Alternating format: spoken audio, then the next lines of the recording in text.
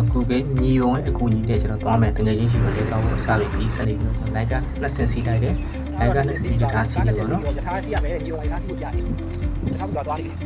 ပတ်ကြည့်အောင်နော်ရထားဘူးသွားမှာကျွန်တော်ဖြစ်စီပြအဲကြောင့်သွားပြီးလက်မှတ်တောင်းဝယ်တယ်လက်မှတ်ဝယ်လိုက်တာကျတော့ဘတ်20ပဲကြားတယ်ဗျဘတ်20နဲ့အပေါ်အောက်ဆင်းပြီးရထားထပ်ဆောင်ရထားလာပြီအဲကြောင့်ရထားဝတ်တက်တယ်နေရာမရောက်တဲ့အခါလူတွေညာပေးရမှုတော့ကျွန်တော်လာတော့မလို့ရထားစီတယ်ဦးဒီဘုံတိုင်းသွားတာပေါ့နော်ကျွန်တော်ဆင်းရမယ့်ဘူတာနှစ်ဘူတာပဲစီပြီးဆင်းရပဲရထားဘွားကျွန်တော်ဆင်းပြီးတော့ဒီဘုံကြည့်ပြီးဆက်ပြီးလမ်းလျှောက်ပြီးတော့ကျွန်တော်တနေရာဆက်သွားတယ်ဗျလိုက်ကဆောင်းအောင်ပါဒါပေမဲ့ရန်ကုန်လိုက်ကဆောင်းလို့ဆင်းပြီးတော့အချိန်မှာကျွန်တော်ဆိုင်ကငှပ်ပြီးသွားလိုက်ပါတယ်ဗျခီးစဉ်တွေကတော့အမှတ်တရလည်းဖြစ်တယ်ရေကုန်ကြလည်းကောင်းပါလေဗျကျွန်တော်ဘန်ကောက်ထက်ရောက်ပြီပေါ့နော်ဆိုင်ကလည်းသွားတော်တော်ဆိုးရပဲဆိုင်ကမောင်းသမားတွေလည်းချမ်းနေရတာနေရတာပေါ့နော်ကျွန်တော်တကယ်ကြီးချောချောမွေးရောက်သွားပါတယ်ဗျကျေးဇူးတင်ပါတယ်